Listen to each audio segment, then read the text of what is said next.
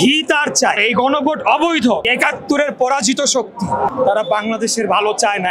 আপনারা জানেন যে ঐতিহাসিক ৭ই নভেম্বর সিপাহী জনতার বিপ্লব, এটা আমরা প্রতি বছর আমরা পালন করে থাকি। কারণ এই দিনটিতে আমাদের প্রতিষ্ঠাতা সভাপতি শহীদ রাষ্ট্রপতি জিয়াউর রহমান উনি দ্বিতীয়বার আবির্ভূত হয়েছিলেন এবং উনি দেশকে একটা সংকট থেকে উত্তরণ ঘটিয়ে দেশকে নিয়ন্ত্রণ এবং শান্ত করে তিনি বাংলাদেশকে উন্নয়নের পথে, অগ্রযাত্রার পথে তিনি নিয়ে গিয়েছেন।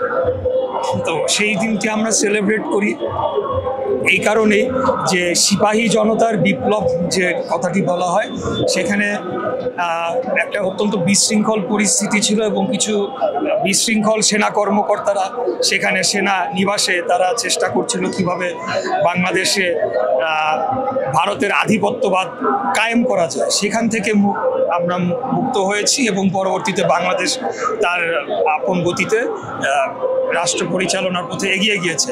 এখন আরেকটি যে বার্তা আমরা দিতে চাচ্ছি সেটি হলো যে আপনারা জানেন যে বিগত ৯ মাস ঐক্যমত্য কমিশনের সবগুলা দল বসলো, আলাপ আলোচনা করলো, একের পর এক রাউন্ড অফ ডিসকাশন। এখন আবার এসে সরকার বলছে যে রাজনৈতিক দলগুলোকে বসে সিদ্ধান্ত নেওয়ার জন্য, এবং এই উস্কানিতে কিছু কিছু রাজনৈতিক দল তারা নিত্য নতুন দাবি হাজির করছে, নিত্য নতুন তারা আবদার শুরু করেছে যে তাদের এটা চাই, এটা হইলে ওটা চাই, ওটা হইলে এটা চাই। তা আমি মনে করি যে গতকাল জামাতের যে একজন নায়েবে আমির তিনি অত্যন্ত বিশ্রী ভাষায় তিনি জনগণকে হুমকি দিয়েছেন। তিনি বলেছেন আঙ্গুল সোজা না হলে আঙ্গুল বাঁকা করবেন এবং বাঁকা করে হলেও ঘি তার চাই।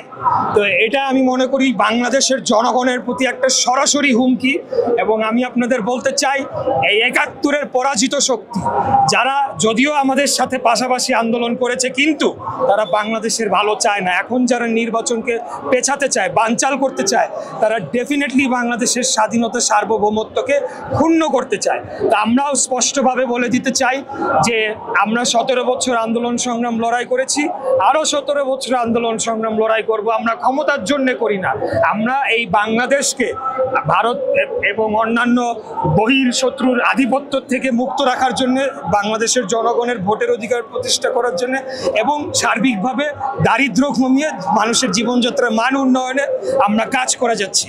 তো সেই কাজে যদি যেই বাধা হয়ে আসবে, আমার বিশ্বাস বাংলাদেশের সকল জনগণ, শুধু বিএনপি না, তাদেরকে ঘৃণাভরে প্রত্যাখ্যান করব। এবং আগামী ফেব্রুয়ারিতে নির্বাচনের বিষয়ে যদি তারা কোনো ধরনের বানচালের চেষ্টাও করে, ৭১-এর পর তাদেরকে ক্ষমা করা হয়েছিল, এবার তাদেরকে আমরা ক্ষমা করব না।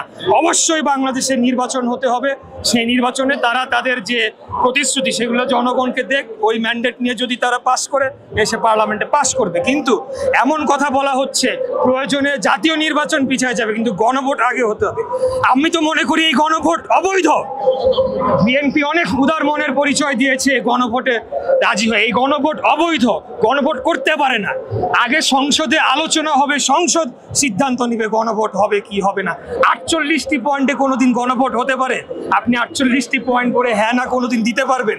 তো এগুলা হচ্ছে এই যারা এখন জীবনেও রাষ্ট্র ক্ষমতায় জনগণের ভোটে যেতে পারবে না, কিন্তু এখন তারা একটা সুবিধাজনক পর্যায়ে রয়েছে। তারা বিভিন্ন বিশ্ববিদ্যালয়গুলো দখল করেছে, ভিসি নিয়োগ দিয়েছে, ইসলামী ব্যাংক দখল করেছে, বিভিন্ন ব্যাংক দখল করেছে।